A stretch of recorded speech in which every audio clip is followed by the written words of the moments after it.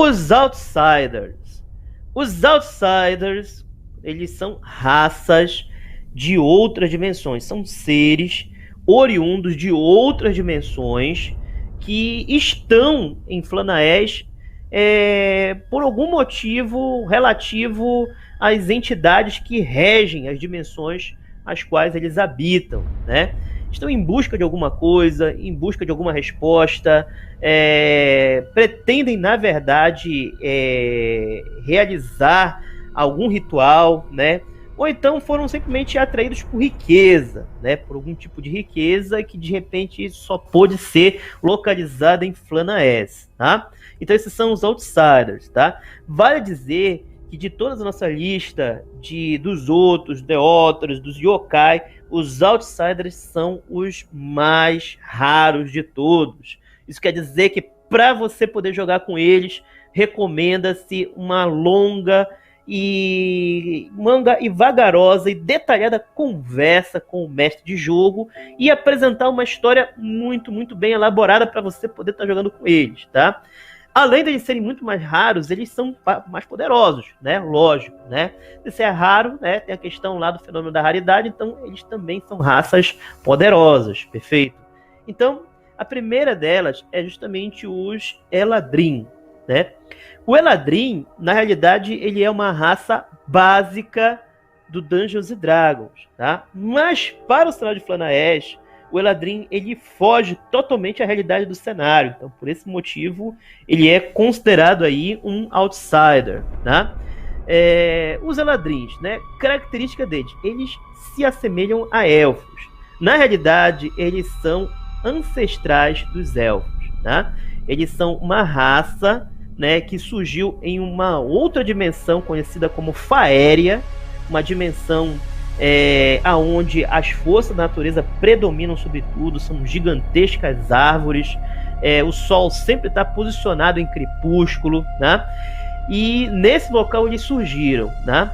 Muitas vezes, se você enxergar um Eladrin, você pode entender que trata-se de um elfo. Ele se difere do elfo por duas características. A primeira característica é justamente os olhos, são completamente brancos, desprovidos de íris, né? São que nem os olhos do Scorpion no Mortal Kombat, tá?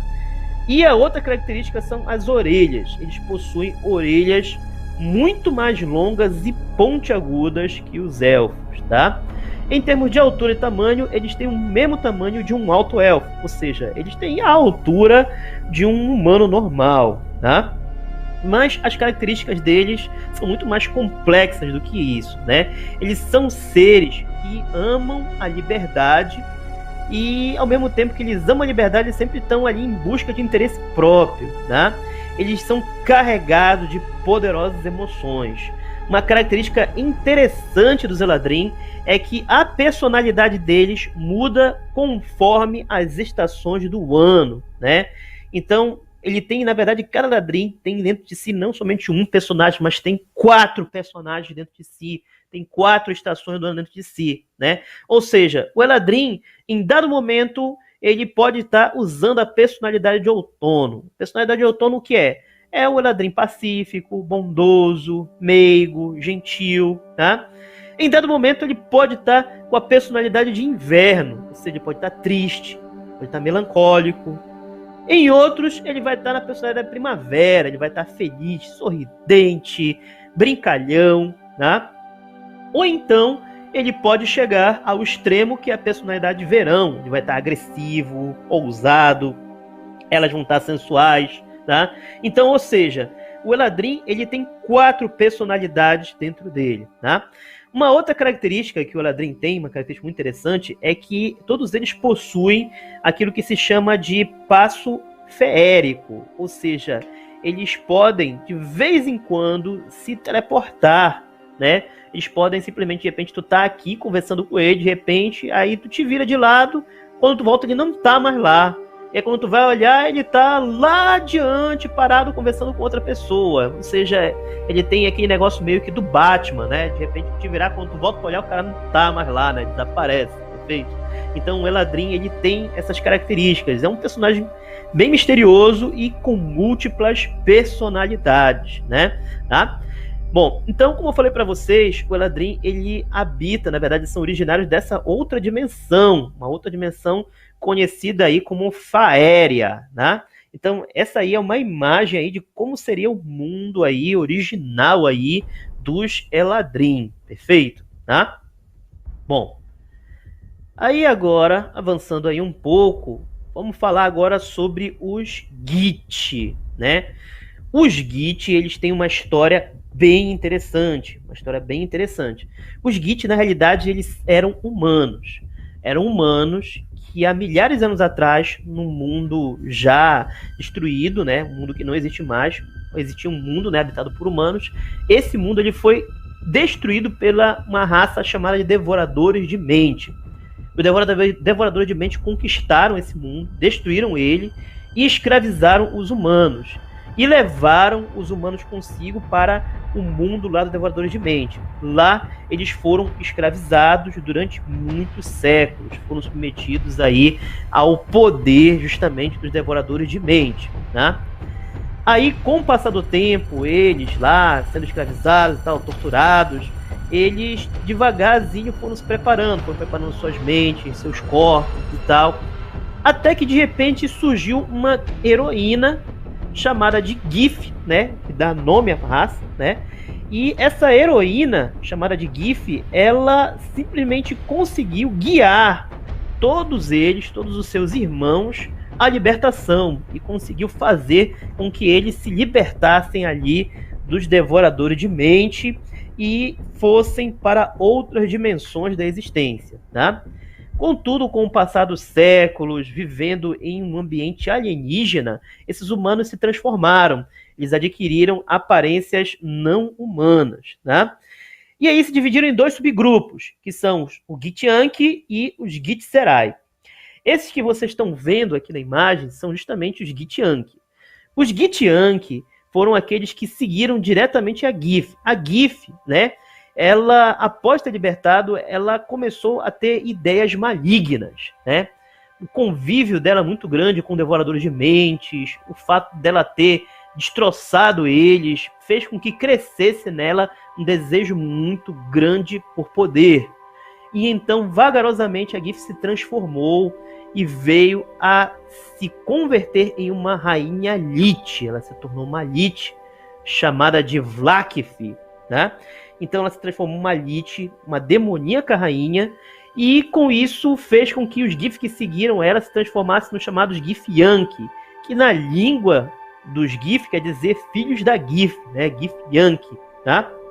Então todos eles são brutais, são egoístas, são violentos, são arrogantes, tá?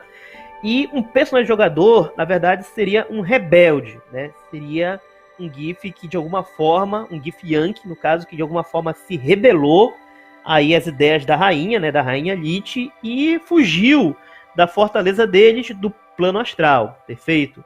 E fugiu por algum motivo, né? Então essa seria uma ideia aí para você de repente estar utilizando aí um personagem Githyanki, ok? Então, além do Githyanki, existe um outro grupo de Giths que são justamente o Githzerai, tá? O Githzerai, ele já é um outro grupo de Giths, né? Porque assim, quando a rainha, ela pegou, né, e decidiu se transformar numa rainha Lich, muitos Giths não concordaram. Entre eles existia um Gith chamado Zephmon. O Zephmon acreditava, na verdade, que a paz, né, deveria ser alcançada agora que eles estavam libertos, eles deveriam viver em paz, deveriam procurar um local aonde se restabelecer, aonde recriar, na verdade, a sociedade deles, agora que eles eram livres, né? E aí, nisso, ele convenceu uma metade aí dos Gith a seguirem ele, né? Não preciso dizer que a rainha ficou furiosa. O que foi que ela fez? Ela ordenou que esse cara fosse assassinado. E ele foi assassinado, mas as histórias, as lendas sobre ele continuaram. De modo que os outros Giths, chamados de Githzerai, fugiram para uma outra dimensão chamada de Limbo. E criaram dentro do Limbo uma fortaleza. Então, desde então, os Githyanki e os Githzerai travam uma guerra. Eles dois estão envolvidos numa guerra. Então, constantemente, a rainha Lich ordena que Githyankis ataquem os Githzerai e os Githzerai constantemente se defendem, perfeito? Os Githzerai, eles já são leais e ordeiros, né? Então é um pouco mais fácil justificar um personagem jogador sendo Githzerai, perfeito? São leais e ordeiros e são nobres também. E todos eles costumam trabalhar bastante a mente, né? A ideia, na verdade, lá, deixada pelo Zeph Mon, é que a mente é o caminho para tudo. Então, os Githzerai desenvolveram poderosas habilidades psiônicas. Então, eles rivalizam em características psiônicas com os Shard Minds, que citei anteriormente para vocês. Perfeito? Tá? Bom, esse aqui é um exemplo aí da fortaleza do Limbo. Isso aqui é o Limbo, perfeito? Então, essa aqui é um exemplo aí de fortaleza aí dos Githzerai, tá? Da grande cidadela deles, dentro do Limbo. Isso aqui é uma outra dimensão, um outro plano de existência. Vamos agora falar de uma outra raça fantástica, conhecida aí como os Barial. Os Barial são uma raça que foi descrita no suplemento de aventura conhecido como Planescape, tá? Os Barial basicamente são uma raça semelhante a centauros, perfeito? Eles habitam diferentes planos de existência, diferentes dimensões. Eles são, na verdade, chamados de os guardiões das dimensões. Eles constantemente viajam entre essas dimensões, combatendo o mal, combatendo principalmente o mal elemental, né? O mesmo inimigo aí dos Aarakocra. E durante essas viagens, eles também fazem vários inimigos, como os Devoradores de Mente, né? E como os Githyanki, né? Que eu mencionei agora há pouco. São inimigos aí declarados dos Barial, né? Então, os Barial, eles, por andarem em vários reinos existentes diferentes, eles colecionam nas próprias estruturas físicas do corpo dele características desses reinos, como folhas, plantas. Alguns, como por exemplo esse aqui mostrado do lado esquerdo, possui, por exemplo, membros, no caso braços, feitos de madeira de árvore, né? Então eles colecionam características, acabam ficando com características dos vários planos, das várias dimensões de existências por onde eles andam, tá? Então não preciso dizer que é um personagem extremamente difícil de ser jogado, né? Você simplesmente é um viajante extradimensional que combate o mal em outras dimensões, ou seja, você é a viagem, né? Você é simplesmente aí a Coca-Cola do universo, perfeito? Tá? Então, olha lá. O Barial, os principais Barials, eles, na verdade, foram uma raça que foram criadas dentro de Sigil. É a Cidade das Portas, né? Essa raça, ela surgiu através de um sonho da Dama da Dor, The Lady of Pain, que é a rainha de Sigil. Tá? O que é a Sigil? A Sigil, na verdade, é isso aqui, ó. Isso aqui que você está vendo é um anel. E a cidade, ela fica como se estivesse do lado de dentro desse anel. Esse anel, ele fica exatamente no centro do multiverso de Dungeons & Dragons. Tá? Então, se você tiver, por exemplo, aqui dentro, nesse ponto da cidade, você vai estar vendo uma vista como essa aqui, ó. Aqui os caras andando, aí aqui, ó, a curva do anel, aonde você vai estar observando o restante da cidade. Ou seja, é uma cidade fantástica, tá? Então, os Barial vieram de lá e o posto avançado deles é dentro de lá, tá? Que é uma coisa que já foge aí bastante aí, um pouquinho aí, Greyhawk, né? Que vai mais aí pro lado aí do cenário de aventuras Planescape. Isso aí tudo é derivado de lá, de aventuras Planescape, tá? Mas como eles têm essa capacidade de estar viajando através de várias dimensões, viajando entre planos, entre resistências, tá? E observando várias coisas, então é completamente possível que um Barial, por algum motivo, por alguma razão, venha até Flanaess. Como eu falei para vocês, talvez para combater o mal elemental. Perfeito? Então, com isso, meus caros amigos, nós concluímos o nosso estudo das outras raças. Fechamos aí com chave de ouro. Agora você já tem todo o básico que você precisa para você poder empenhar aí a sua campanha, tá? Vale ressaltar que existem algumas raças aí, já catalogadas por D&D, que ficaram de fora, né? Por exemplo, ficou de fora aí o Genasi, ficou de fora aí também os Minotauros, ficou de fora aí também os Feral, né?